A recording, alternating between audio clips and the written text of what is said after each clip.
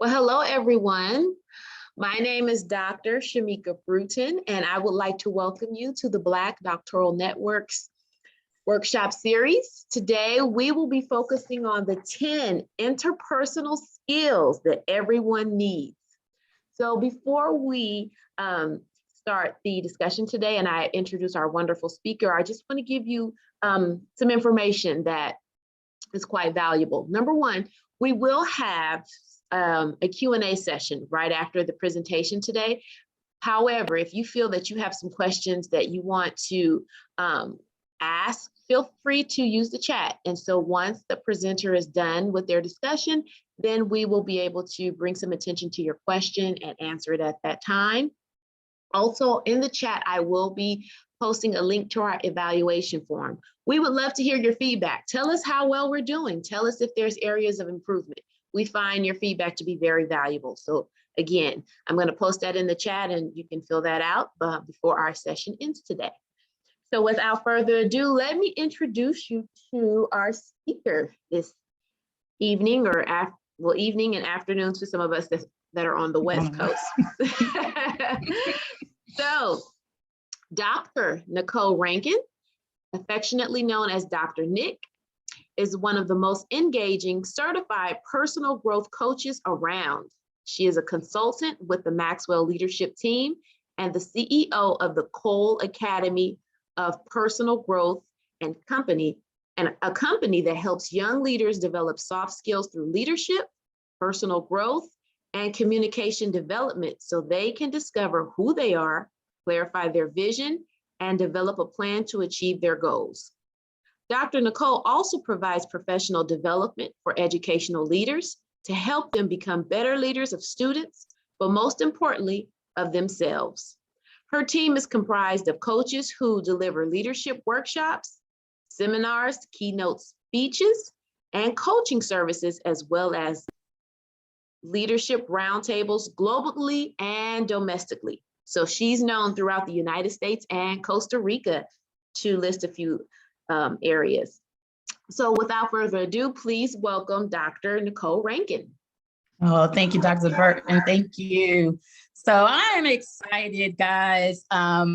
Ladies and gentlemen, welcome to this workshop. And you heard a little bit about me, and I'll get to a little bit about my journey. But before we get started, I want to know where you are. I've talked to Michael a little earlier. No, he's from Arizona. We have Dr. Burton in California. Kira, where are you coming in from? And Sitsi joined us. Welcome. Where are you coming in from? Let people know. Let me give you a disclaimer. So before I get started, I'm like on 10 all the time. I'm an energy person. So I like to have engagement. I like to have fun. So you're going to feel my energy, and I want that energy in return. So I like to know who's in the room so, I can get comfortable. All right. So let me know where you're from. We have a small group. So I'm on the way from where, okay, Sitsi, I see you. Minnesota, amen, right? Minnesota. Okay, now Kira, where are you from? I am at Purdue University in Indiana, so in the Midwest. Indiana, okay, so we got West Coast, the Midwest, and Minnesota. Oh, we're representing the U.S. I love it. I love it. Well, so welcome. So let's get started. So I have a lot of information to give you. And then we're going to go into Q&A. So if, like Dr. Burton said, if you have questions, feel free to drop them in the chat. If we need to stop, just, hey, I got a question, or else we'll hold them to the end and go through Q&A. But the goal of today's session is really to, put my slides right, give you an overview of understanding the 10 interpersonal skills you need for success, right? And so as Dr. Burton said, my name is Dr. Nick, and we're going to spend the next few minutes really talking about a topic that I just think is so fascinating, and a topic that really makes an enormous difference, not only in your professional life, but really also in your personal life. And this is a topic of interpersonal skills, or what I like to call soft skills. And you'll hear it depending on what industry. In academia, you'll hear interpersonal skills. When you get into the workforce, you'll hear soft skills or employability skills. So all of those things are really just interchangeable words for the soft skills that we're going to learn today. Now, I really do think that there's a part of a person's there's not a part of a person's professional life or a personal life that these skills do not affect. So as we're going through this, not only think about how this works for you in your professional realm and how you're thinking about in school or your next steps, but also how does it work for you in your personal life as well? Because these skills go for your personal growth, whether you are leading others in the workplace, whether you're in a leadership and leading leaders, it really applies to everything that you do. So I want you to think about it in that kind of mindset, that not only you're going to look at it from a professional perspective, but also from a personal perspective. So if you're looking to grow, if you're looking to hone in on some of these skills to help you get to that next level, let me tell you, you are in the right place this afternoon, evening, depending on where you are in the US. So go ahead and, let me know that you're ready. Type in the chat, give me some reactions. So we okay. So I know it's okay to go forward. All right, I see. So, okay, wonderful. All right, so let's get started. So just a little bit about me. I spent 20 plus years as a research scientist by professional background. I received my PhD in public health, and I am now a college professor teaching public health courses, as well as a certified personal growth coach and leadership trainer for the Maxwell leadership team. I'm an entrepreneur, an author, international empower speaker, founder of the Adulting in My Purpose movement. But you know what? Between all of that, there was a lot of challenges, a lot of bumps, a lot of bruises, a lot of rejections, a lot of failures, twists and turns, and I could go on, but we'll be here all day. But I'm still standing. And it was because of the development of these soft skills that I was able to persevere through a lot of the challenges and a lot of things, the seasons that I've gone through in my life.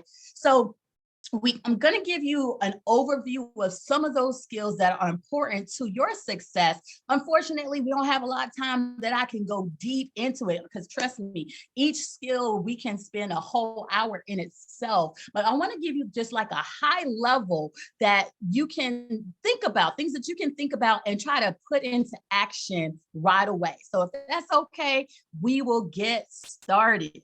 So let me think about an overview of what soft skills are.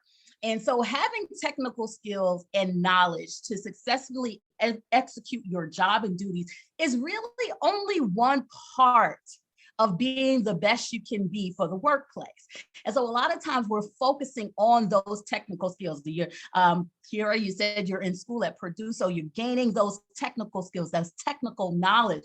And a lot of times we're so focused on that. But in addition to these, what we call hard skills, those technical skills and the knowledge that we gain through education, we also need these interpersonal or soft skills. And these soft skills are those skills that allow us to effectively work with others, no matter what your position, no matter what organization you're in, no matter what industry you're in. We have to work with people, right? And we all know that people can be challenging at sometimes, right? We have different personalities, different attitudes, different thought process, different backgrounds, different cultures. So all of these things affect how we relate to each other. So taking time to build effective soft skills can contribute to you being more effective, more harmonious, and more productive in the workplace or in your relationships, and truly just kind of hone in on your overall happiness and satisfaction, both personally and professionally. So in this quick time, we're going to discuss how soft skills are important, how to use them to relate more effectively to others, and really apply them in specific situations. So let's dig in and dive in. what are soft skills anyway, right? So I said this before, soft skills are personal attributes, right, that allow us to effectively relate to others. But these skills really enhance our personal interactions and lead to greater job performance and satisfaction. Unlike the hard skills, which are the technical and the knowledge skills, the soft skills can be applied across the board. So they what we call transferable skills, right? So the soft skills can encompass both personality traits like optimism. It can encompass like abilities that can be practiced, such as empathy, and we'll talk more about that. But the great thing about soft skills is that they all can be learned. And we're going to talk about more about that as well. So thinking about the soft skills that we're going to touch on today, applying these skills really help us build stronger relationships. It allows us to work more productively and really maximize our career prospects. So there's a story of a young boy that went fishing with his dad, and he was out fishing. He tossed his rod in the water, and he was out there for about 45 minutes. And then after about 45 minutes, he felt this big tug on the rod. And he's like, Dad, I caught one. So they both pulled and pulled and pulled and reeled in this huge 14-inch fish. And the dad was so excited. He's like, son, you did it. Son, you did it. But the son was really perplexed. And he kept looking at the fish really obscurely. And then all of a sudden, he threw the fish back in the water. And he's bewildered. His dad said, son, why did you do that? And the son looked at his dad and said, Dad, this is a 14-inch fish. Our frying pan at home is only 9 inches. See, we have to start shifting our mindset and thought process on how we develop ourselves. Often we place so much focus on our career development, on the hard skills, the technical skills, the knowledge, or the other skills that are specifically relating to our job ability, that we neglect the development of our soft skills and the possibility to expand our thought process on how we interact with others. And so with that, the soft skills are directly transferable to any organization, any industry, any job. So making that investment in these soft skills and the development of these soft skills are going to be critical to your success. So some of the ones that we're going to talk about today is communication, listening, showing empathy, networking, self-confidence, and giving and receiving feedback. And there are 4 more that we're going to talk about as we talk about in empathy. So we're going to get started. Talk about the first skill is empathy. And empathy is perhaps the most important soft skill that we can develop for better interpersonal interactions. So empathy, by definition, is the ability to identify with another person's experience, okay? So while we often think of empathy in terms of only identifying with someone's pain or negative experience, we can apply empathy in a variety of situations. So developing empathy allows us to imagine ourselves in someone else's shoes. Right? How does that person feel? How does that person think? How to be able to respond to others, and even, think about kind of understanding vicariously their experience of others, of how they're feeling and how they're going through something. And so this is such a critical skill set that, we can see that even now in today's society, it's lacking. And so when we demonstrate empathy, we really create connections with others, which can help build teamwork and otherwise create shared goals in the work environment. And it also helps forge stronger interpersonal connections between your colleagues, between your peers, which is important, right? As we grow in the workplace, as we have shared goals. My mentor, John Maxwell, says 1 is too small of a number for success. So you are going to need people in your journey. So developing the skill is going to help you and to be kind of like a complementary skill when it comes to accomplishing work, not only by yourself, but together in a group. So when we think about empathy, it's one component of what is known as emotional intelligence. You may have heard this term, some call it EI. And emotional intelligence is the ability to recognize and manage our feelings so that they are expressed appropriately, right? So exercising an emotional intelligence help us to create that harmonious, productive relationships that we desire. But there are key elements of this emotional intelligence, or EI. And so this is the 4 other skills that we're going to talk about today. The first one is self-awareness.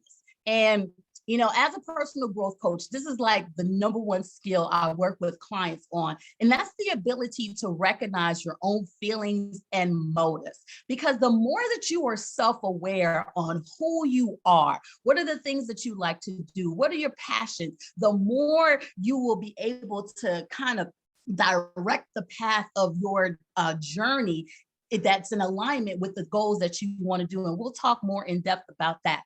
Self-management is the ability to appropriately express your feelings, right? To manage yourself, manage your emotions, manage the things that you're doing, managing your time, managing your priorities, right? So that's self-management. Self-awareness is your ability to recognize the feelings and needs of others. And that's something, again, that's a skill that is lacking in many, because we're just not conscious of it. And we have to build these skills up. Like I said, it's a learned skill that you can practice to be able to build. And the last one is relationship management. And that's the ability to effectively relate to others.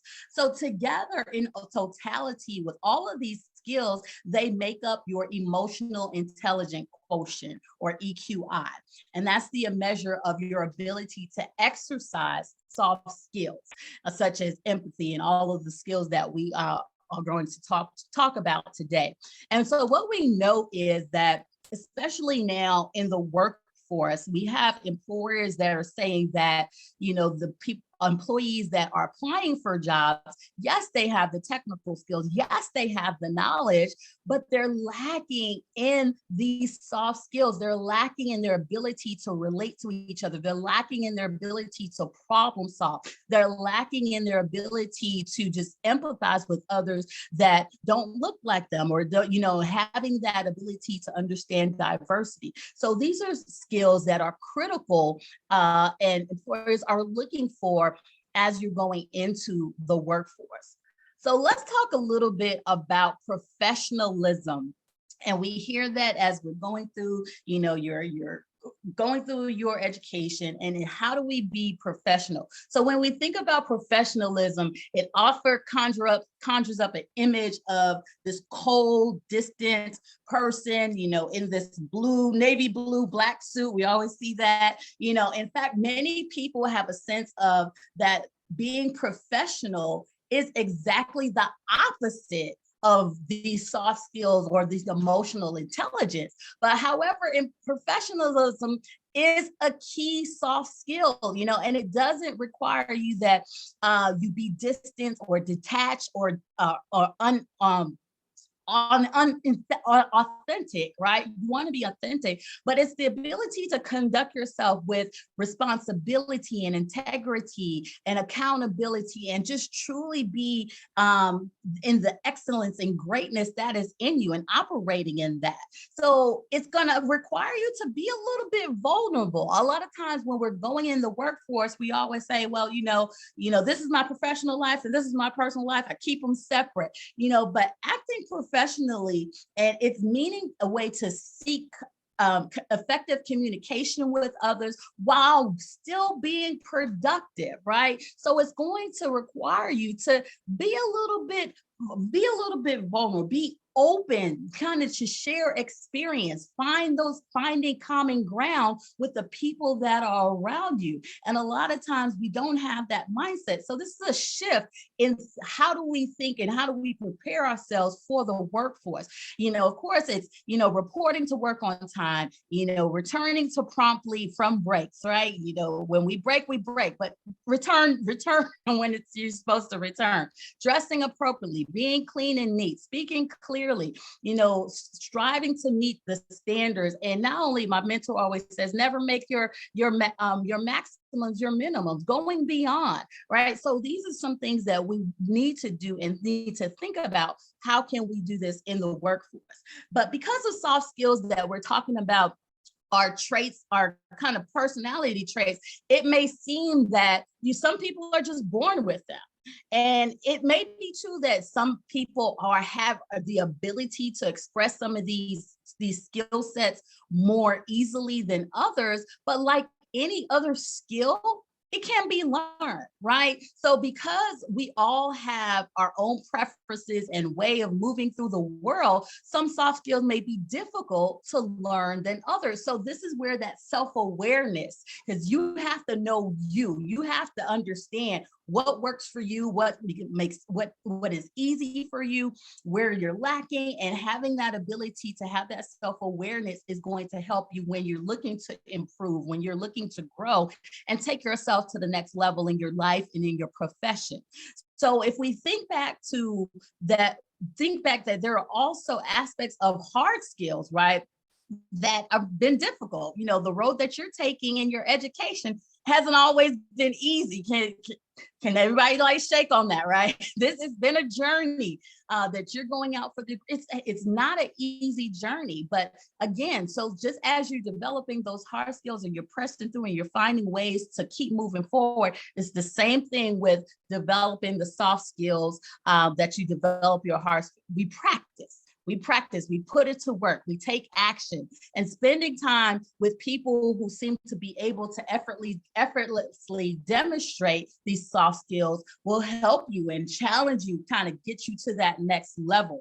So don't just think that people are just born with these traits. I want you to think, as we go through this, where are you in the process? Thinking of a scale of 1 to 10, how do you demonstrate these skills and how can you improve and take yourself to that next level? If you see yourself hovering over a 5, how do you get yourself to a 6?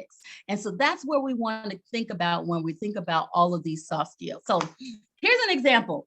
I want just a case study, just to see how you're listening and taking in the information. So let's look at a person. Her name is Dee, and Dee is not just a people person. She's just not a people person. She prefers to work by herself, and her position at her company allow her to do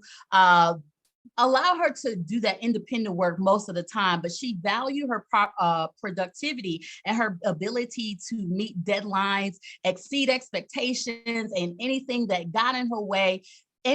else that got in her way really was an annoyance to her, right? So she felt that any interactions with co-workers throughout the day was a distraction, was annoying. She preferred to keep distractions brief as possible so she can get back to work and do what she is supposed to do.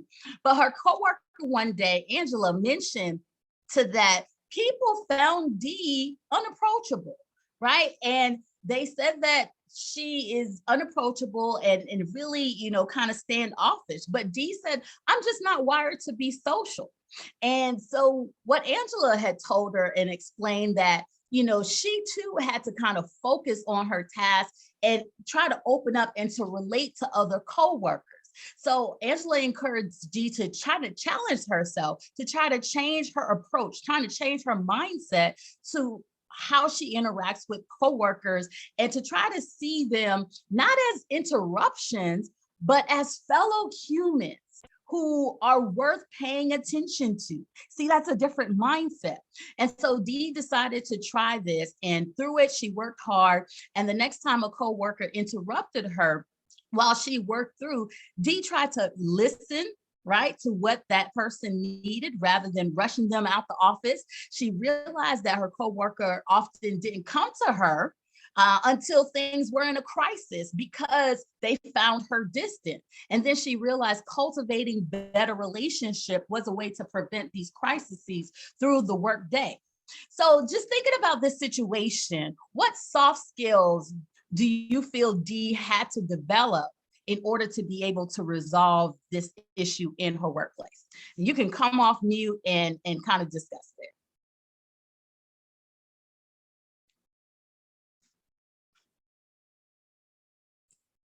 I'd probably say self-awareness. Awesome. So why do you say self-awareness? What she thought was professional was being perceived as standoffish. Absolutely. So that shift in mindset of saying, okay, I need to engage more rather than, or realizing that minimizing the interactions is not professional. Absolutely. Absolutely. She had to have she had to have that conversation with herself and have that self-awareness to understand the feedback that she's getting. She had to take the mirror and look at herself. So I love that. Awesome. Anyone else? Thank you for sharing that. I would say relationship management. Mm-hmm. Because again, she has to have relationships with these people to some extent. And so learning how to cultivate and manage those is something that she needed to do. Absolutely. Awesome. So you see how we, in situations, these soft skills come up. And a lot of times, again, with that self-awareness, we're not aware of a lot of things that she could have easily said, well, I'm not social and I'm just, that's going to be that. But if we're trying to take ourselves to the next level, if we're trying to be better leaders in the workplace, and not only, I always say with my clients, to be a better leader, you have to be able to lead yourself, because you can't effectively lead others if you're not effectively leading yourself. And this is why it all starts with that personal growth and development and self-awareness. And so when we see this in this situation, we can relate this to situations that we have all gone through, even in our workplace or even in our personal lives as well. So just thinking about that as, thinking about what the results of these soft skills can help in building relationships and the interpersonal skills that are needed for success. So let's go into communication real quick. So communication is another important soft skill, because all the other skills are really built on the ability to communicate clearly and professionally. So communication is more than just sending a message. It's also the ability to receive messages, to listen actively and hear what isn't being said. And I say that again, to actively listen and hear what isn't being said. A lot of times when we are having conversations, we're just waiting for our turn just to speak, right?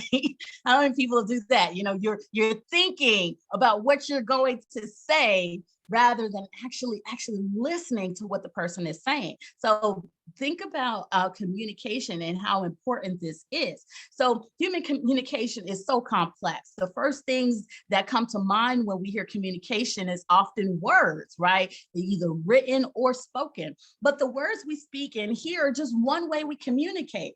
Some studies show that most of our communication takes place through other means. And so we have to be mindful of this. So we have to be mindful not only of our verbal communication, that's the communication we speak through words, both written, orally and written, and our body language, huge. Our body language, communication through our gestures, our personal space, our touching, really, really kind of sends a message as well. Non-verbal communication, such as communication without words, such as eye contact. How many people have that friend that everything is written on their face, right? And it's an unconscious thing that they do. You can tell why they feel just by looking at their face. So we have to be mindful of those things, our posture, our eye contact and things. And there's also, communication through images and creative media, social media, and also music. So most have a preferred method of communication. Like, for example, for myself, I had to grow in this space of being in front and being a speaker. Being a research laboratory, most of my communication was written, and I, got skilled in doing written communication, but speaking was not on the front. I was not on the front end of that. So that's the skill that I had to develop. So just learning to communicate effectively in many forms. And I remember even just, I'll share a little personal, a personal story that I can remember years ago. When I was working with my life coach, and we were talking about just kind of my personal life and getting out there in the social atmosphere. And she asked me, well, have you thought about how your body language sits when you're out in a social environment? And then, that was something that I never thought about before. And so she gave me this exercise. She said, imagine you're out and you're with your girls and you're in an environment, how do you sit? And then I had to think about it. And most often I'm usually like this. My hands are crossed and I may be looking around, listening to music, but it was just a conscious effort that I folded my hands. And I just didn't know that I did that. So again, when you have your hands folded, that sends a message that I'm really not approachable. Even though I wanted to be approached, it sent a message that I wasn't approachable. So now I had to constantly unlearn the thing that I had learned and taught myself to now unfold my arms and relax and be loose and be inviting and more open. So these are some of the things that we have to think about when we are in doing communication and developing these skills for ourselves as we go in. Study shows that 70% of information we communicate comes through nonverbal communication. 70%. That's gestures, eye contact, your posture, your personal space, all the other things are ways we use our bodies to send message. So other studies have shown us that if a person's nonverbal communication and verbal communication don't match up in terms of the message, the listener is more likely to doubt what they're saying, right? So improving your nonverbal communication as a soft skill can help you improve your overall ability to both send and receive messages. So just think about that. Where you are in your communication skills and some of the things that you can work on your nonverbal and verbal skill set. Listening is the ability to receive message is important, but if not more important than the ability to send message, right? So listening is more than just hearing words someone speak. It's a total way of receiving verbal and nonverbal messages, how you process them, and how to communicate your understanding back to the speaker. So all of that encompass what we call active listening. And many of you, again, like I said, many people, we just listen to respond, right? You're formulating your thoughts and your next message that you want to say. So you're really not hearing what that person is saying. So going through that full process is going to be critical and truly to get to that active listening skills. And I know we throw around that, it's a buzzword, we throw around the words, but it's so a valuable soft skill to develop, especially as a leader. If you're a leader of a group or leader of a team, to actively listen is a form of listening where you are listening to your teammates, you're listening to what they have to say, listening to their thoughts, listening to their opinions, and not just really just speaking on yourself, having that, be able to have that feedback, being able to read their nonverbal skills as well is going to be a critical skill to develop as you are progressing in the workforce and getting into leadership roles. All of these skills are so important, right? So think about where you are and think about how effective is your listening skills. How effective is your listening skills? Another thing that I want you to think about as far as relates to communication is just open, honest communication. When you're in the workplace, building relationships, that is going to be key. And, while you don't need to discuss your personal or private topics in the workplace, being transparent and honest about work matters And again, it may be a case where you can build relationships through some type of common ground. These are things that you should be willing and open to communicate. And so people can sense when someone is hiding something or withholding information, and they tend not to trust them. I always say that people will follow you when they know, like, and trust you. So as a leader, as someone who is going into the workforce, looking to be manager or supervise or lead a group of people, they will follow you when they know, like, and trust you. And to be able to do that, you have to be able to be open, be able to be honest, be able to be vulnerable, and they need to see that authenticity in you, and you come across as you're building those rapport with the people that are around you.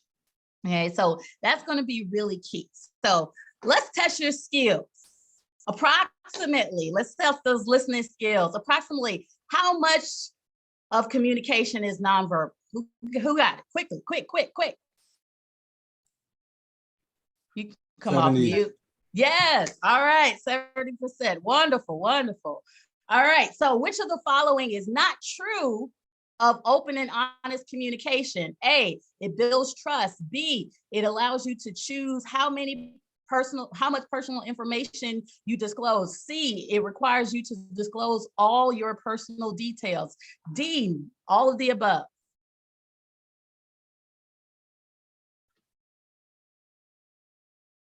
Here says C. Mike, what you got? I agree. All right. Wonderful. Okay. Your listening skills are good. I love it. All right. Wonderful. So let's move on to relationship management. And so just talk a little bit about problem solving skills. So when we talk about relationship management, problems come. They always say that if you're not in a problem, you're coming out of a problem, or you're going to a problem. So it's all a part of your job to deal with problems, whether the problems you encounter are big or small. They're going to be problems that you need to deal with. And cultivating relationships by focusing on your shared goal solution is going to be a key. So the first thing that you want to do in this process is really define the problem. A problem can't be solved unless you know what it is, right? So the first step is to solving a problem. You got to define it. You got to establish what is the problem. And oftentimes we think of a problem only as a symptom to a larger issue. And what happens is we put the Band-Aid on that symptom, but that problem is still brewing and it becomes larger because we didn't really deal with the issue. So figuring out, so this is a skill set that is going to be critical because we're always going to deal with problems. And this is where I talk about these skill sets are transferable, not only in our professional, but our personal lives as well. So taking time to define the problem is especially important if emotions are running high, interactions are heated. You want to put the focus back on what is truly the problem. And then when you do that, once you define the problem, you got to move to a solution. I always say when I was working and I was leading, I was a quality management manager over about 100 plus people. And you can imagine when you're dealing with 100 plus people, personalities, thoughts, opinions, how many problems that you had to deal with every day. But I always told them, don't come to me with a problem unless you have a solution. And it's important to think about, these are skill sets that you have to develop in defining, generating alternate solutions, multiple solutions to that problem, and discussing, being able to discuss that, being able to find solutions, that different ways that things might play out, getting everybody involved, applying those active listening skills to hear what other people may have, their thought process and their ideas. So all of these things are going to be helpful for you in your problem solving skills, in your relation management skill sets as you develop.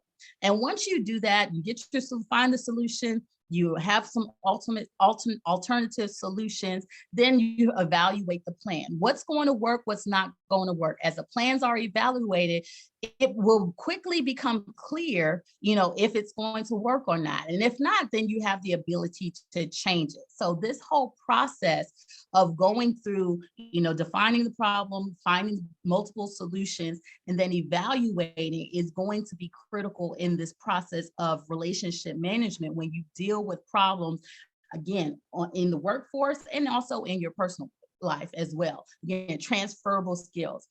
So once the most workable plan has been chosen, that's when you implement it, right? And you want to make sure that you evaluate. So when you think about problem solving, why do you think it's important to generate alternative solutions when faced with a problem? I'm going to throw that out there for discussion.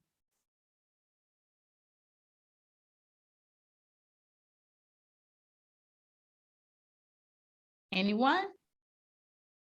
One solution may not fit all parties.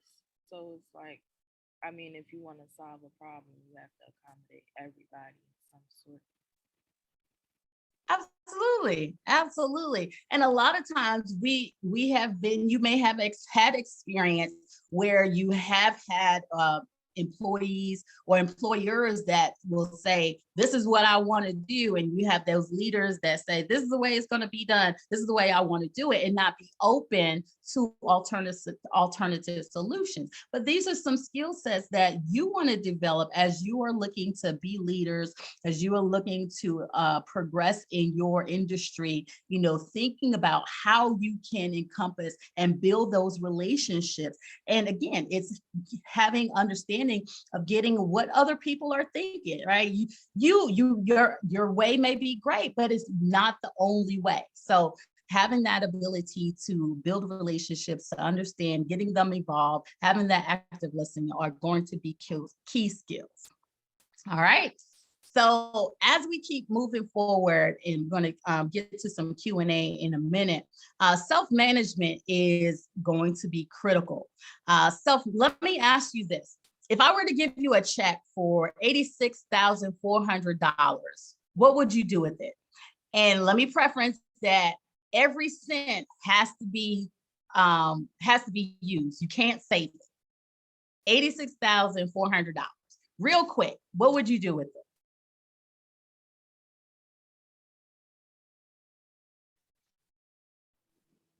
Hey, I would buy a Corvette. All right. Just because. Just because. I love it. I love it. I pay my bills, and I would buy something nice though too. Kira's gonna be practical. She gonna pay the bills. I love it. And buy something nice as well. I love it. I'm gonna invest it. Invest it. Okay. So Sissy says she's gonna pay debt as well. So I'm thinking about, $86,400. Well, unfortunately, I'm not giving out checks today. Just sorry if you thought about that. Not giving out checks, but what you do have in this life, you have 86,400 seconds to spend every day of your life that you've given, right? And at the end of the day, they're gone. So how you use your 86,400 seconds is going to be critical to how you manage yourself and how productive you are to get to your goals, to get to your dreams, right? You may not be able to create more time in your day, but applying self-management skills is going to help you make the most of the time that you have. And so thinking about, things that you can do to help you with this, it's the art of scheduling. I am a scheduled person, and it helps me be more productive, because we always talk about time management. People throw that term out so much, but you're not getting any more time. 86,400 seconds in a day, that's all we're getting. 24 hours in a day, that's all we're getting. We can't manage something that we don't own. We don't own time, right? It's happening whether we like it or not. So in order to, only thing that we can manage is what? Ourselves. So think about, how are you prioritizing the things that you do to maximize the time that you have.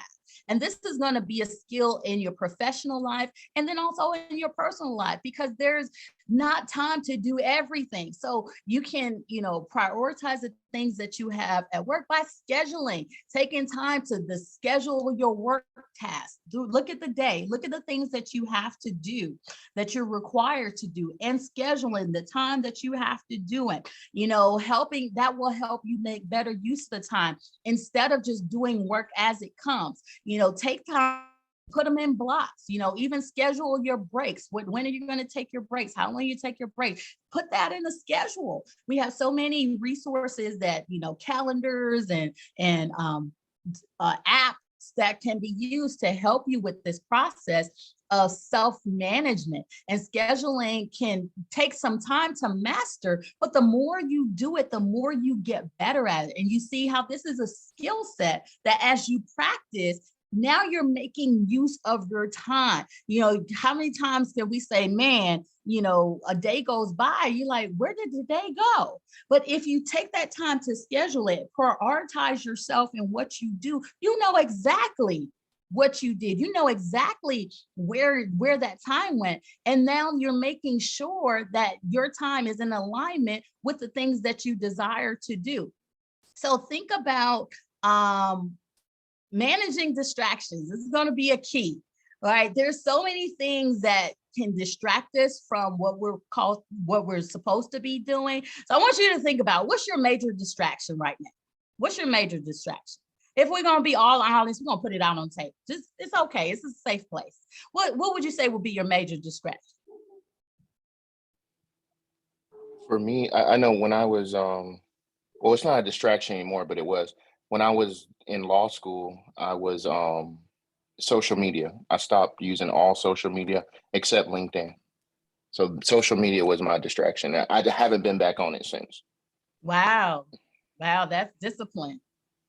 Thank you for sharing that, because a lot of times social media can, huge distraction. You'll be on there for hours, just scrolling on YouTube, watching videos. So thank you for sharing that.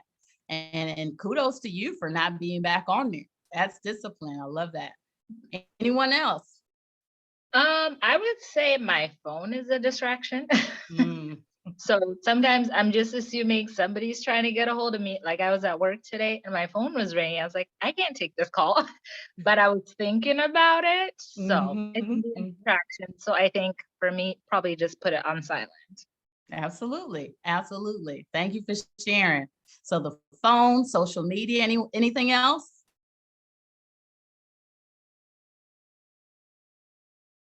So if we were honest, these are the things that are skill sets that we need to practice, right? In order to be more productive, in order to truly self-manage manage ourselves. These are the things that we need to be looking at.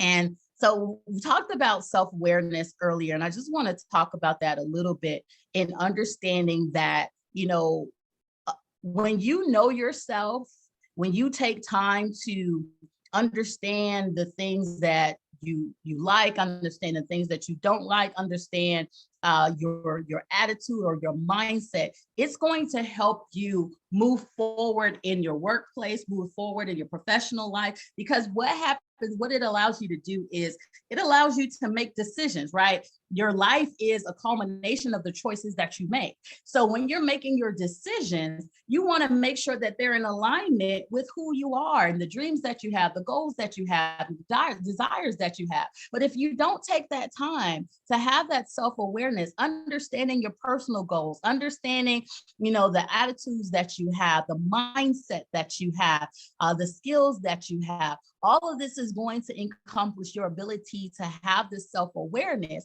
and it's going to affect all of the skills that we're talking about today.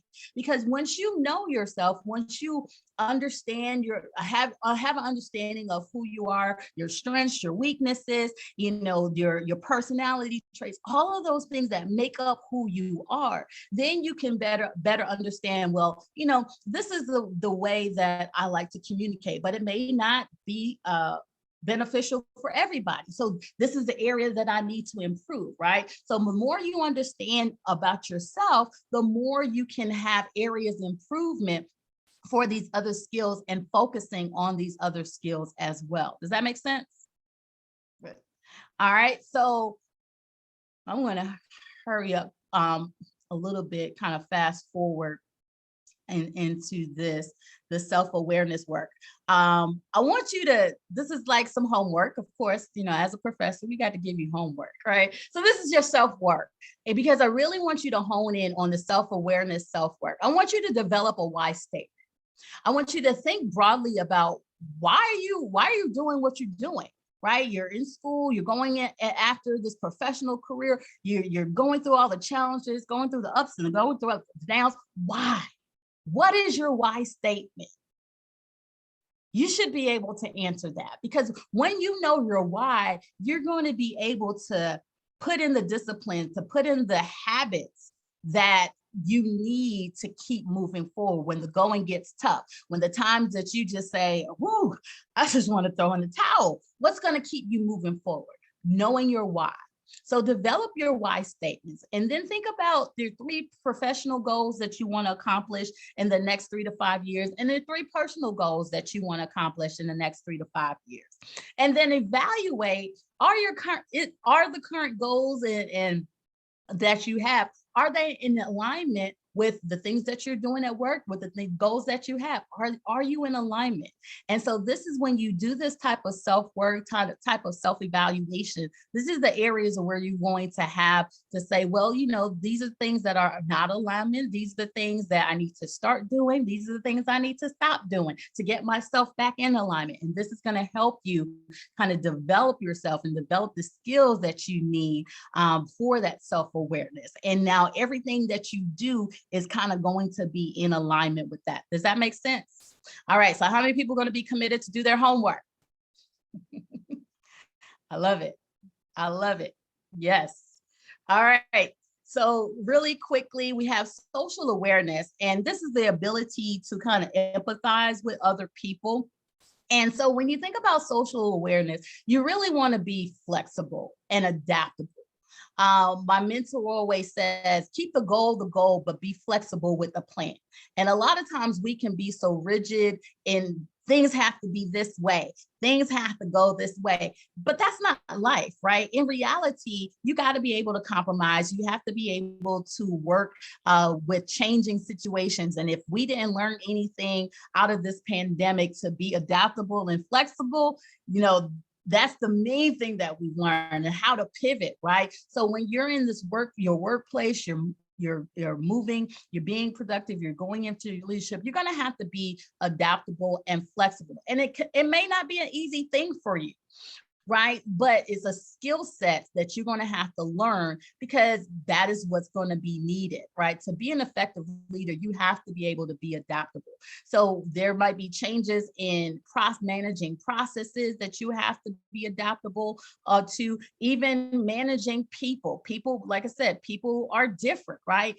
So we have to be able to adapt to different styles, different learning styles, different personality styles. There's no one size fit all ability into managing people. So this is something that we have to be able to do, and be adaptable and be flexible when we're thinking about being in leadership positions or moving in leadership position, and just really taking that time to ask, you know, how do we get better in this process of flexibility and managing people? You have to be flexible with that process. The next thing I want to go into is that self-confidence. And I like this because it's the single thing that we can do for our own success, is build and learn how to show self-confidence.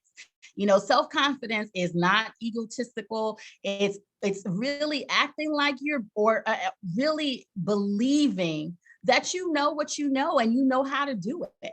And so when you're going into the workforce, you going into that job interview, that employer wants to see that confidence, right? There's a thin line between confidence and cockiness, right? Because it's not the fact that we know everything, because we don't, but it's the confidence of what we do know. We know how to do that. And then we're open to learn new things, right? So demonstrating that self-confidence helps us move forward. It really ensures trust, because as a leader, when you think about a leader, the people that are following you, they need to see that confidence in you.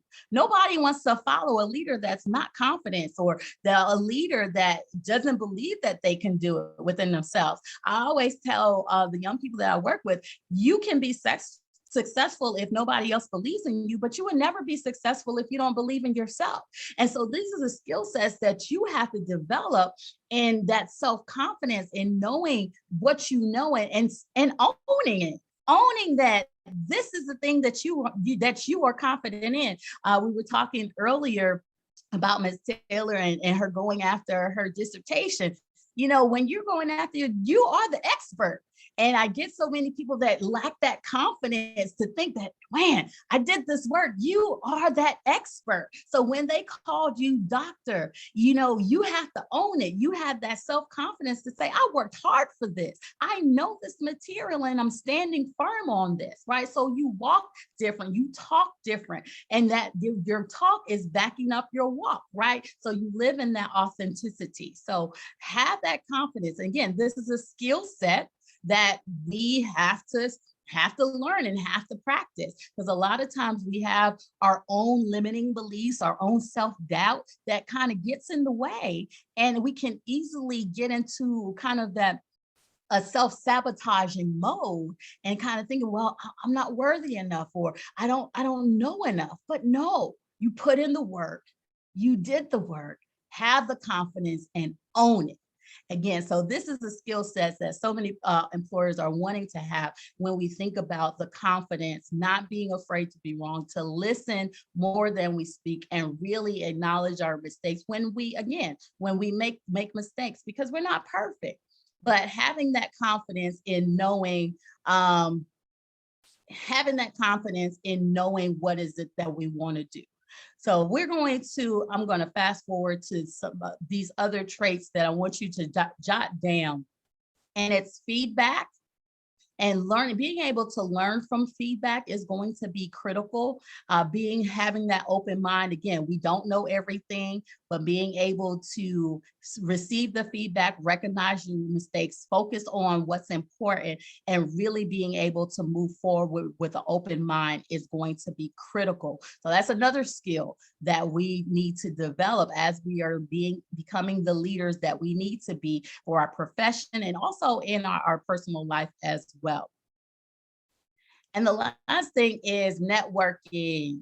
Networking is going to be so important to your career, right? You have to be able to build relationships. You're going to have to be able to foster those common ground with other people, learning from other people. When you think in terms of what you can offer, as well as what you need, building relationships and networking is so important. And a lot of times when people network in networking groups, it's all about, what can I get? What can I get? But again, it's shifting our mindset, because networking is more beneficial when you think of what can you give in your relationship. What can you give? What do you have to offer? Because it's the law of reciprocity. The more you give, the more you receive. So that is going to be another critical skill that is going to be critical to your workforce development, not only with your colleagues, but with your peers, with your professors, and just building those relationships is going to be critical. So those are the 10 that I wanted to kind of hover over. I know we went fast paced.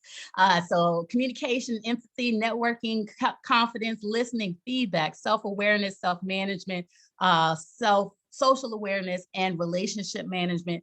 Key skills that I want you to think about where you are in this process. So as we end this workshop today.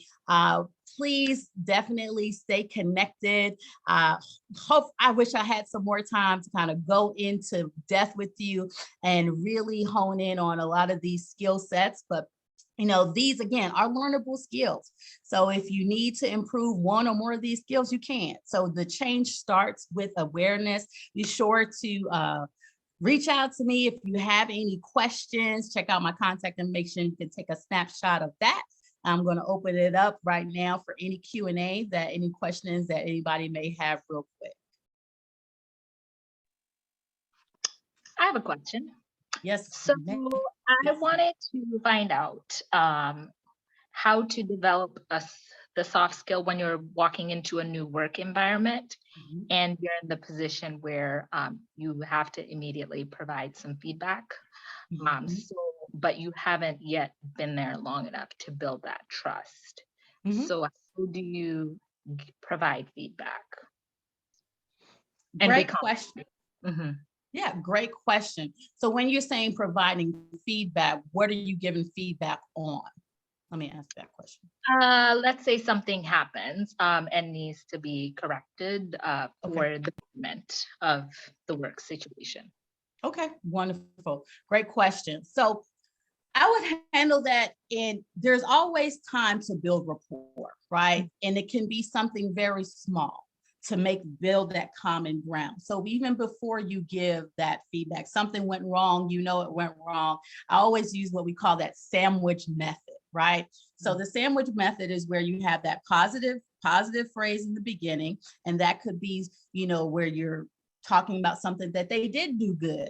And, if or using that time to build that common ground and build that relationship, then going into what went wrong, how can we improve? And then after that, following up with something positive, something that's going to encourage them, something that's going to motivate them to move forward. And in that type of interaction, you are building rapport with them, because now they're seeing you as a person that really cares about them, as opposed to that leader that always pointing the finger on something negative. Does that help and make sense? Yeah. Awesome. Thank you. Absolutely. Great question. Good luck with that situation. Thank you. Any other questions? I have a question. Yes, sir. I know I joined late, but which skill or two top skills would you say you can work on like immediately and it won't take much time to build like, some of the other ones? Great question. And if I had to say, put them in top order, I will always say you start with yourself, because that's the easiest way. So starting with that self-awareness piece, doing what you need to do to find out who you are. When somebody asks you, who's Jeff? Can you answer that? And a lot of times when people ask that question, well, who are you? The response is, well, I'm a doctor, I'm a lawyer. It's what you do. It's not who you are. So taking that time to understand yourself and building that self-awareness, I think is critical.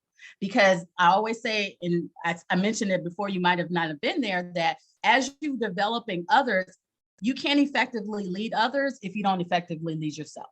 So I would put that as number one, and truly taking that time every day, because that's something that you can do on your own. And then the next thing is communication. Being aware of your communication styles, how you communicate, your listening skills, all of those things that come along with communication will be my second. Does that help? Yes, ma'am. That's fine. Thank you. Absolutely. Any other questions? I have one.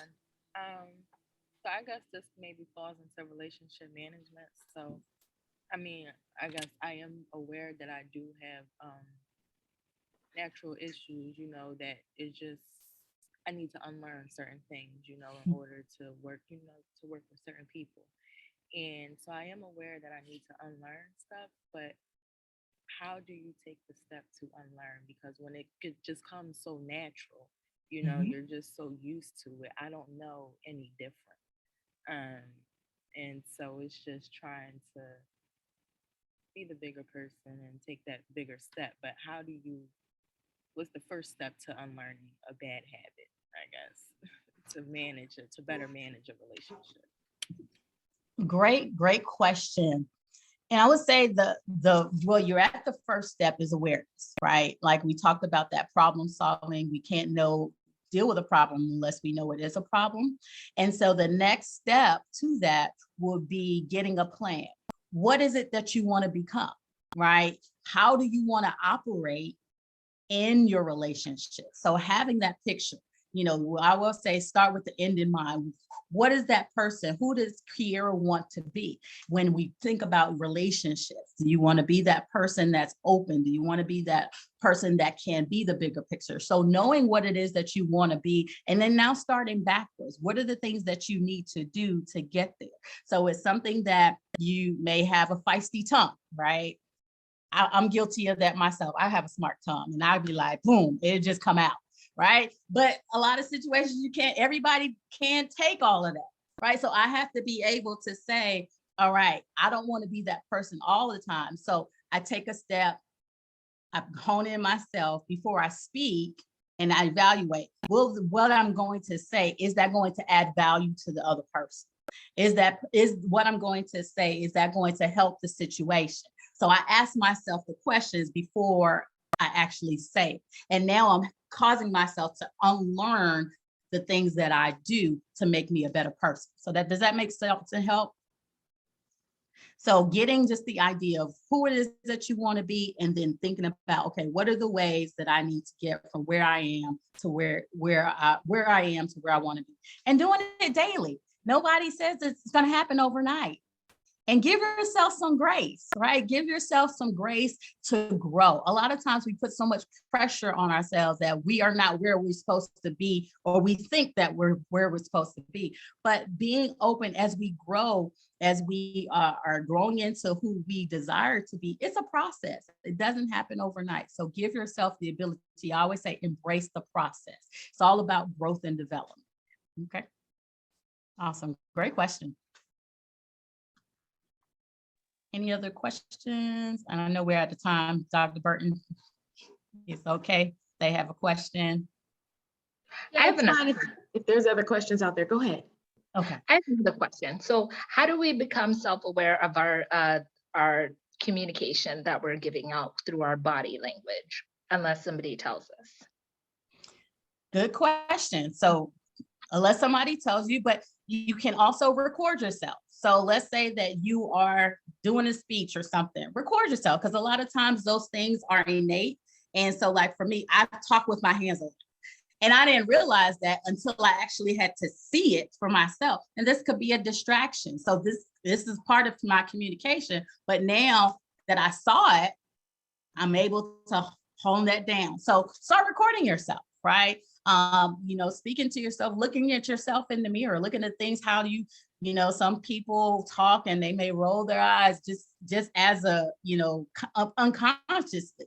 But these are things that you have to look at. This is where that self-awareness comes in. You got to love yourself. You got to know yourself. You got to be able to look in the mirror at yourself and see the things that you do. And if it's not the person that you want to be in line with, those are the things you have to start unlearning and now practicing better habits. So that's the one thing I can say. I would say record yourself, look at it, see what you do. And then also be okay to ask people. Right? Be okay to ask people, because getting that feedback is going to help you, because what you think you may do, it may be perceived differently by what somebody else says.